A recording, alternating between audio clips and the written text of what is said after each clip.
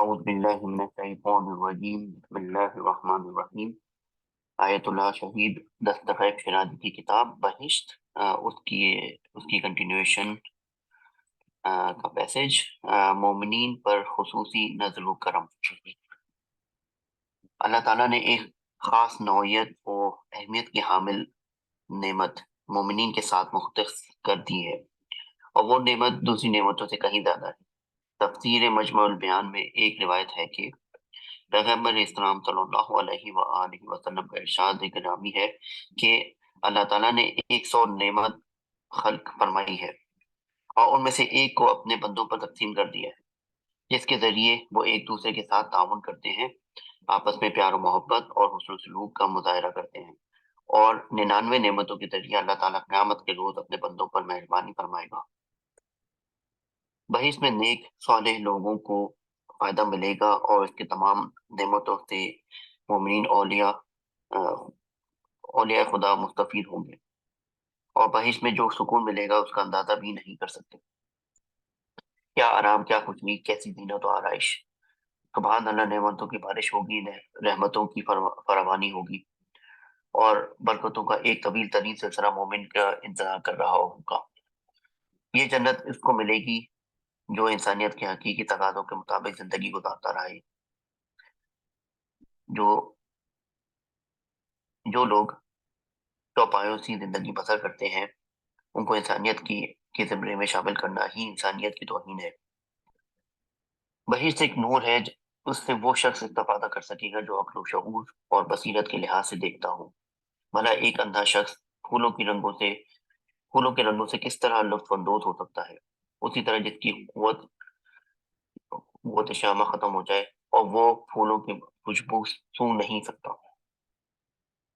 جنت کی نعمتوں کی خوشبو بھی ہوگی، اور اس کا نورانی ماحول ایک خاص نقشہ پیش کر رہا ہوگا۔ بہرے، اندھے، گونگے اس سے فیض یاب نہیں ہو سکیں گے، جیسا کہ ارشاد خداوندی ہے، صم بکم عمی فہم لا یعقلون۔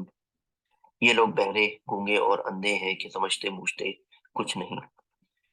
دنیا میں ایسے لوگ بکثرت پائے جاتے ہیں جو باوجود کان رکھنے کے خدا کے کلام کو نہیں سنتے، اور باوجود آنکھیں رکھنے کے خدا کی نشانیوں کو نہیں دیکھتے، اور کبھی اس پر غور نہیں کرتے کہ ان کی اس غفلت کا نتیجہ کیا نکلے گا۔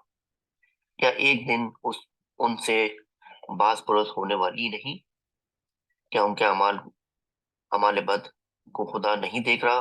اگر وہ ہر بات کو دیکھنے والا اور سننے والا ہے تو وہ ضرور ذرہ ذرہ کا حساب لے گا، ذرے ذرے کا حساب لے گا، اور بدکار اس کی سزا سے بچ نہ سکیں گے۔ کسی نے خوب کہا ہے، گندم از گندم بروید جوز نجو، از مکافات عمل غافل مشو۔ گناہ انسان کو اندھا و بہرا کر دیتے ہیں۔ ہر وہ نظر جو نامحرم عورت کی طرف اٹھائی جائے وہ تاریک ہے، گناہ ہے۔ وہ شخص گناہ کرتے کرتے اس قدر غافل ہو جاتا ہے کہ رحمت الہی بھی اس کو فائدہ نہیں پہنچاتی۔ موسیقی کا سننا یا استعمال کرنا حرام ہے۔ جو شخص موسیقی اور راگ وغیرہ میں مشغول رہے وہ ایک طرح کا بہرا ہو جاتا ہے، یعنی نیکی اور رحمت کی کوئی بات اس پر اثر نہیں کرتی۔ جھوٹ بولنا، غیبت کرنا، کسی پر تہمت لگانا ایسی ہی ہے۔ دوسرے لفظوں میں انسان جتنا گناہ کرتا جائے گا اس کا دل اتنا ہی تاریک ہوتا جائے گا، جبکہ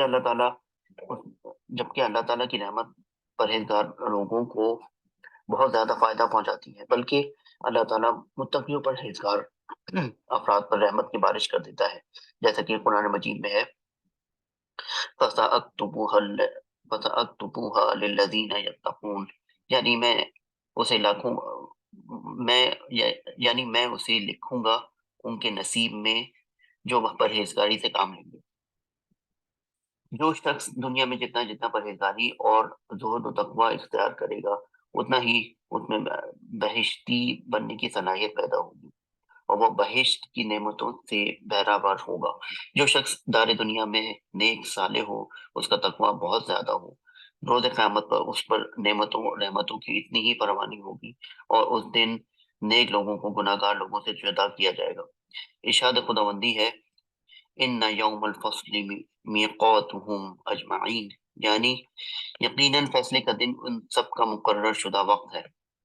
اس روز کوئی دوست کسی دوست کو فائدہ نہ پہنچا سکے گا، یعنی وہ جن کی دوستی دنیاوی رشتے سے ہو، لیکن جو محبت بحکم الہی ہو، اس سے کیوں فائدہ نہ پہنچے گا، یا جو شفاعت کے ذریعے سے بے اذن خدا فائدہ پہنچائے۔ آپ جناب سلیمان فارسی رحمۃ اللہ علیہ کی زہد و تقویٰ کا اندازہ کر سکتے ہیں کہ جو آل محمد صلی اللہ علیہ وسلم کے گھرانے کا ایک فرد کہلائے، کیونکہ انہوں نے تقویٰ و پرہیزگاری میں بہت زیادہ محنت کی ہے، اس لیے ان کا رتبہ بھی بہت زیادہ ہے۔ ہم سب کو اپنا محاسبہ کرنا چاہیے اور سوچنا چاہیے کہ ہم اپنی زندگی میں کتنی نیکیاں کی ہیں، کہ ہم نے اپنی زندگی میں کتنی نیکیاں کی ہیں اور کتنے گناہ کیے ہیں۔ گناہوں سے توبہ کر کے آئندہ نہ کیے جائیں اور نیکی میں سبقت لینی چاہیے۔ جب کوئی نیک کام ہو رہا ہو اس میں دیر نہیں کرنی چاہیے۔ رحمت الہی کے حصول کے لیے بہت زیادہ محنت کرنا ہوگی۔ اب واپس آتے ہیں اس اصل بات کی طرف کہ رحمان کے لیے اس دنیا میں اور خاص طور پر مومنین کے لیے رحیم ہے۔ اگرچہ رحمان کی رحمت ہر چیز کو گھیرے ہوئے ہے، لیکن وہ رحمت انتہائی اہمیت کی حامل ہے جو ہمیشہ رہے گی، کیونکہ مومن اللہ تعالیٰ کے فضل و کرم سے اس قدر نیکیاں بجا لاتا ہے کہ اللہ تعالیٰ کی رضا اور رحمت اس پر ہر وقت سایہ فگن رہتی ہے۔ کتنا خوش نصیب ہے وہ شخص کہ جس پر خدا کی رحمتیں سایہ فگن ہوں۔ روز قیامت متقی اور صالح افراد کے چہرے نورانی ہوں گے اور ان کی پیشانیوں سے نور کی کرنیں پھوٹ رہی ہوں گی۔ حضرت ابراہیم علیہ السلام کی مہمان نوازی اور ایک کافر کا اسلام لے آنا۔ آپ نے سنا ہوگا کہ حضرت ابراہیم علیہ السلام مہمان کے بغیر کھانا نہ کھاتے تھے۔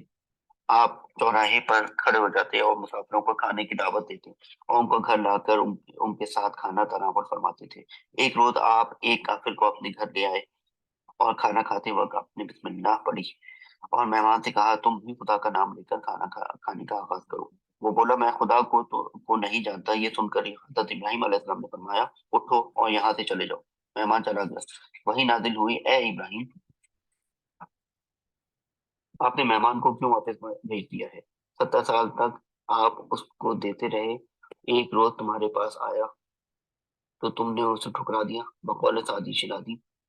آدیم زمین سفرہ عام او است برائن خوان یغما چے دشمن چے دوست۔ زمین پر اس کا دسترخوان پھیلا ہوا ہے اور اس میں سے دوست دشمن سبھی کھا پی رہے ہیں۔ ابراہیم علیہ السلام مہمان کے پاس آیا اور اس نے کہا کہ واپس میرے ساتھ چلو۔ مہمان نے کہا کہ آخر وجہ کیا ہے کہ اس وقت تو نے ناراض ہو کر مجھے دسترخوان سے اٹھا دیا اور اب مجھے واپس بلا رہا ہے۔ آپ علیہ السلام نے واقعہ بیان کیا۔ یہ سن کر کافر غرق کی ندامت میں ڈوب گیا اور کہا کہ افسوس ہے مجھ پر کہ میں اس قدر مہربان و کریم خدا سے دور ہوں۔ وہ اسی وقت جناب ابراہیم علیہ السلام کے ہاتھ پر اسلام لے آیا۔ رحمت کی کشش اور جناب ابراہیم علیہ السلام کی ضیافت اور مہمان نوازی ایک کافر کو مسلمان کر دی۔ اسی لیے تو کہا گیا کہ اگر کہ مہمان کی عزت کرو خواہ وہ کافر ہی کیوں نہ ہو۔ الرحمن علم القرآن خلق الانسان علمہ البیان۔ اب اس آیت کی تشریح میں آگے فرماتے ہیں اس کا ایک سیکشن۔ قرآن مجید سب سے بڑی نعمت ہے۔ جیسا کہ ہم نے عرض کیا ہے کہ چونکہ سورہ رحمان میں نعمتوں، آسائشوں، برکتوں اور رحمت کا ذکر ہے، اسی لیے اس کی ابتدا الرحمن سے ہوئی ہے۔ اس میں روحانی اور اخروی نعمتوں کا بطور خاص ذکر موجود ہے کہ علم القرآن، خدا کریم نے بنی نوع انسان کو قرآن مجید کی تعلیم دی ہے۔ وہ کتاب عطا فرمائی ہے جو حقائق و معارف کا لازوال خزینہ ہے۔ آیات اور لفظوں کی گہرائی اتنی زیادہ ہے کہ ان کے معنی کوئی کلام ایجاد کرنا بشری طاقت سے باہر ہے۔ یہ حضرت محمد صلی اللہ علیہ وسلم کا قلب مبارک تھا کہ جس نے وحی کو برداشت کیا، جیسا کہ ارشاد خداوندی ہے اِنَّا سَنُلْقِي عَلَيْكَ قَوْلًا ثَقِيلًا، یعنی عنقریب ہم آپ پر ایسے پیغام پہنچانے کا بوجھ ڈالنے والے ہیں جو بہت گراں ہے۔ صدق اللہ العلی العظیم۔ انشاءاللہ نیکسٹ سیکشن میں اس کی کنٹینیوٹی کریں گے۔ جزاک اللہ۔